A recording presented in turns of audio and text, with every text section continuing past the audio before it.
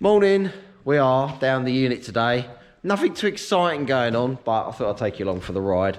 So you see my dyno is now newly installed, but it's not in the frame. When I mean it's not, I mean might put these lovely wheels on it.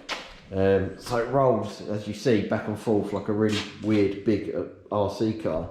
The problem is I've got this frame here, which is currently underneath, and that rolls back and forth on a track. The reason for that, if you haven't watched any of my other videos, is when it's in that track.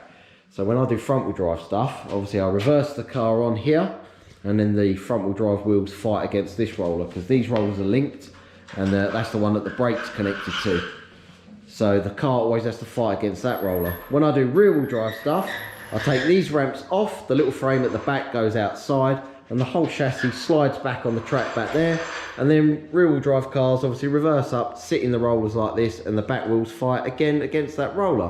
It'd be nice if I had a longer dyno cell, because then I could just leave the dyno exactly where it is. Rear wheel drive cars can sit there, front wheel drive cars can sit there. But if I do that, there's no room for the fan. So today, Ollie's here, and we are going to try and manhandle my dyno up and into that frame again. And then just a general tidy up, and I want to try and practice with the software a little bit more. So yeah, let's crack on. Got the dyno up, look. Put some axle stands under it. Well, 2 axle stands there, some rubber blocks in the corner. Unbolted all the mover wheels and the little rubber feet pads. Mike said the dyno needs to sit on rubber. So what I've got is the metal frame. It's like obviously just made of angle iron. It's got like that recess all the way around. And I've got this, which is like some thick rubber strip. It's like door strip. So I'm just going to glue some of that in the frame, and then the whole dyno can sit on that. Yeah. It's a heavy old thing, this. I'm sure they're about a ton. I need to put the bolts for the mover wheels back in the hole so I don't lose them. And somehow, from moving them from there to there, I've lost 2 bolts. So I'm now just walking around aimlessly trying to see if I can find them on the floor. Oh, is that one? Oh no, a bit of silicone. Oh no, it's a bit of grease. Right, I'm gonna crack on.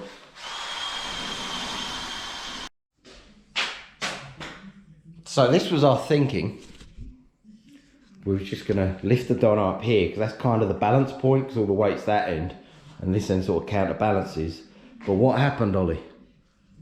It's not lifting it. Yeah, the crane doesn't lift on its longest reach of only 250 kilograms. So I'm gonna move the pin down, slide the boom in, because it lifts a ton here, and then hopefully we'll pick it up. Because I can't think of anything else, can you? We don't quite know what we're doing. We're just sort of winging it. What I need is a forklift. Don't have a forklift. It'd be nice to just lift it up, frame underneath, let it back down, but and get a forklift over that bump. But whatever. Right, let's crack on.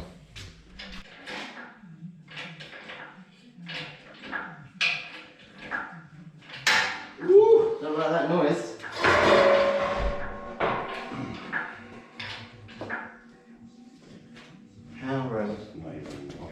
Yeah, I'm just seeing that. Oh, it's quite bad. Oh, probably should have moved them ramps, shouldn't we? So we got about another 4 inches.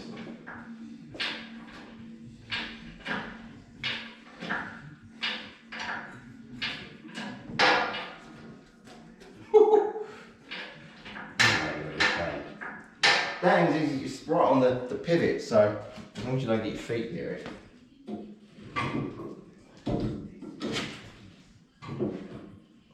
Yes, still not right. Yeah, no, I'm saying it's close though, isn't it? As in, if I lift it up, the problem with this crane as well, it kind of sinks.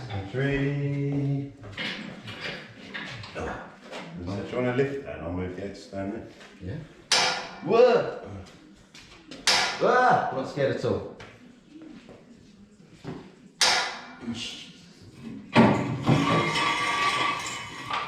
Yeah? It's back down, you know, it's slump back down to the feet. Yeah. The crane doesn't quite stay as a crane.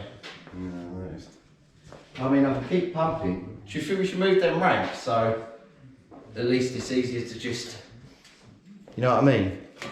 Like slide the frame under. Yeah, can do.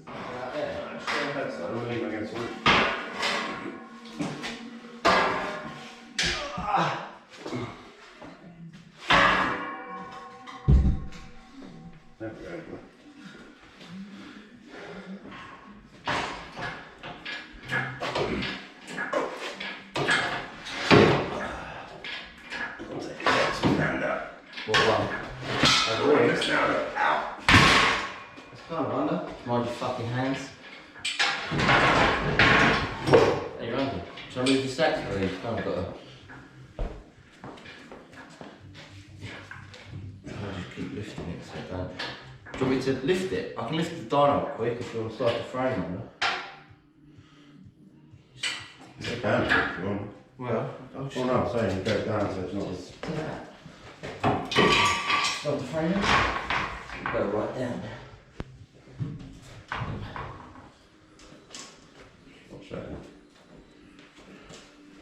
Right over.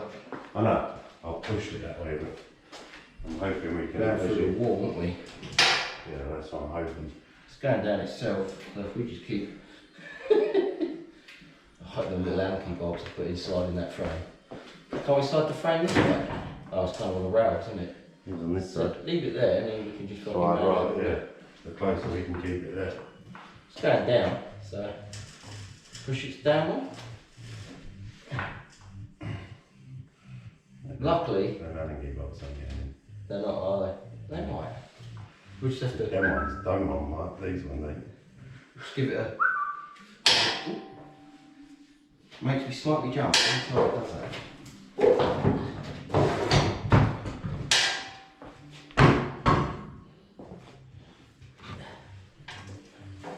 Shall I just let it down so it'll sit on the crane? Yeah.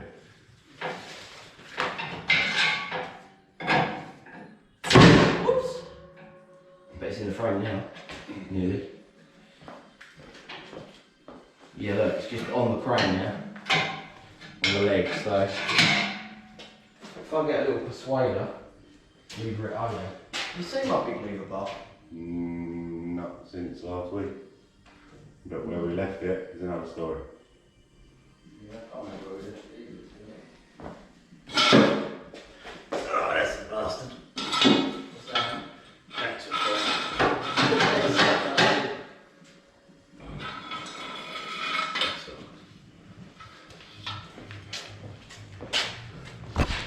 Yeah! Panning out, look.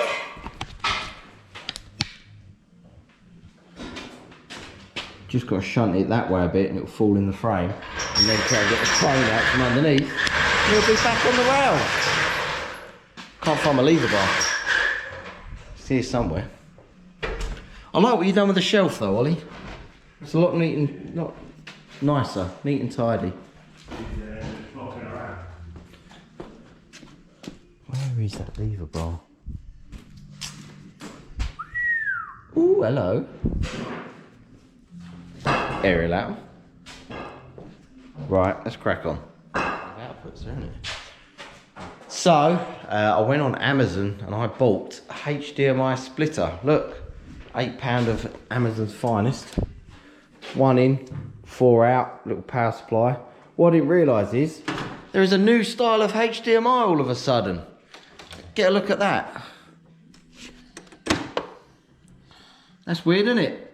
I'm calling it HDMI 2 because I don't know what it's really called. So I googled it and I've bought a HDMI 2 to HDMI 1 converter because there's 3 outputs on that computer. Is that right, Ollie? 2. 2 outputs. But yeah, but there's also the old school RS232 port. So the old school port that my Dyno used to run is still got. So all the cables we've took down, we're now putting back up to connect them back up to the TV outside, and then we're going to leave this one on the HDMI 2. So yeah, we got it back in the rails. I didn't film how we actually ended up finishing getting it in, but it went in with a bang. But it's in. Ollie found a little bolt, so he put that in there, just tuck the cable under. Cable tied the actual feed, or the, what do they call it? The umbilical cord, I think. Cable tied the umbilical cord underneath the dyno, because the ramp's hooked into that top bit anyway. And then that way, we can now roll the dyno back and forth as and when we need it to, or as and when I need it to. So yeah, my plan is now, I'm going to put all the ramps back on, bolt it all down, and then I'm probably going to put my van in, see if I can remember how to do a power run. So yeah, let's crack on. So it's all fun and games here. So like I said, there's HDMI 2 on the output, but my old dyno used to run off of like the PC screen, old school port type thing, and in my box of old bits I had a serial port splitter, so I've plugged the serial port into the TV screen out. This screen still works off of the HDMI 2 or whatever the fuck it is, I don't know. And then I've got 2 serial ports connected to that. The TV that was up here would work. The Panasonic one that was here, which I used to use for the dyno, that now doesn't work. I don't know why. It was having a bit of a meltdown when my dyno was having a meltdown, so I guess they just both died together. So we've took the TV down, which was for the cameras, and we've moved that over here.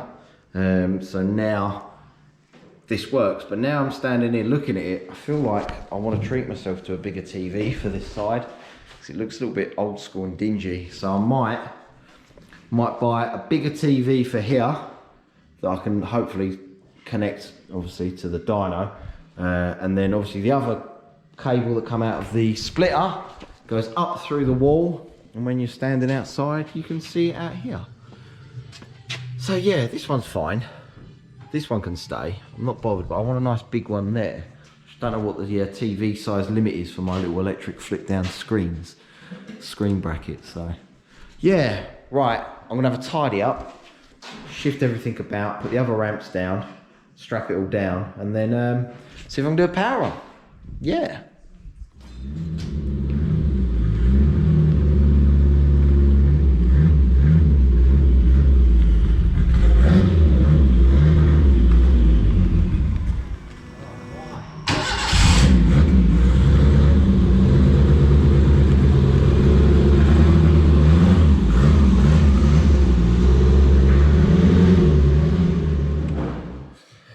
Right, type of test, F8, we're up into the main screen. So, vehicle ID, which is the reg, E42FPC, that's the reg of my little Renault, obviously. It's a Renault Extra, and they have 54 horsepower as standard. Vehicle mass, about 1200 kilograms I'd say, it's about believable for a van like this. We'll put it down as 1100, I don't think they're much more than that. Transmission is manual, it is petrol. We're using the front roller. I've only got one roller anyway, so it always stays on that. That we'll sort out later. Engine type is turbocharged. Right now, the lockdown type we need to use is lock 4 is 4-cylinder naturally aspirated. Lock 4F is 4-cylinder forced induction. 4F with Haldex, because there's a completely different calculation for cars with Haldex that are unplugged and just running front wheel drive, so I can do them now. And then you've got lock 4FF, that means 4-cylinder forced induction, fucking fast. That's literally what the FF stands for. And then obviously as you go up the numbers, it's more cylinders, blah blah blah. And there's some special lockdown modes for the Focus RS, the 2.3, and quad bikes and stuff like that. But for this, 4-cylinder forced induction, lockdown. Right, what do I do now? Power run. Here we go. So now I need to kind of remember how to do it and get in the van and do it. I can't really remember, so I'm just gonna wing it. I need to let the van warm up first anyway, to be fair. Oh, I need a laptop because I need RPM. Damn. Go get my laptop. Right, so I know I need to put it into kilometers per hour. Run it into, actually, no, yeah, put it in kilometers an hour, run it into the gear that I need it in.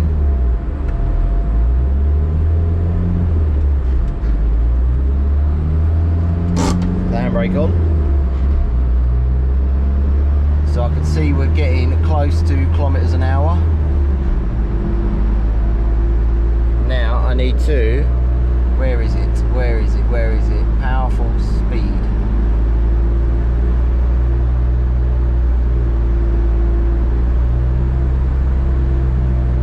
Right, it's going to hold me there. So now, whilst under load, so I'm in 4th gear, foot off the clutch, foot's on the throttle, so I'm under a bit of load. I need to ramp this up until I get to 3,500 RPM on the laptop.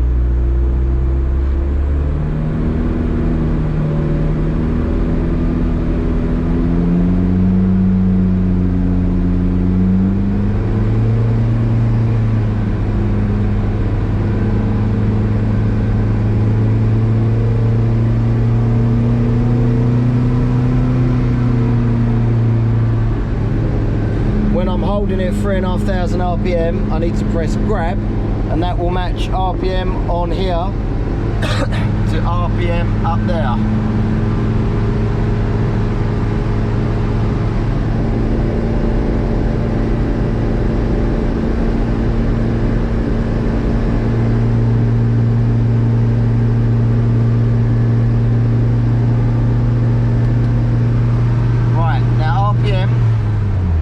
What that does, that matches the RPM on here to the RPM on the laptop or on the car. So now I know that the revs in 4th gear in this matches the revs up there.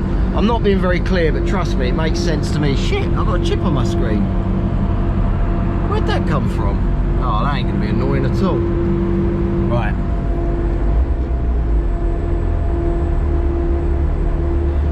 Now to do a power on. I need to set this to a decent start speed. Think about 50.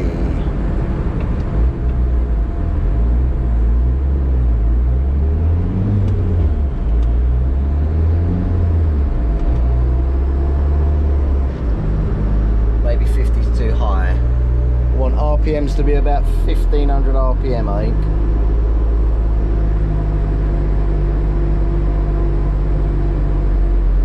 Do a start speed of 40. Right, now I'm going to do full throttle, wait for it to stabilise like that, and then ramp up.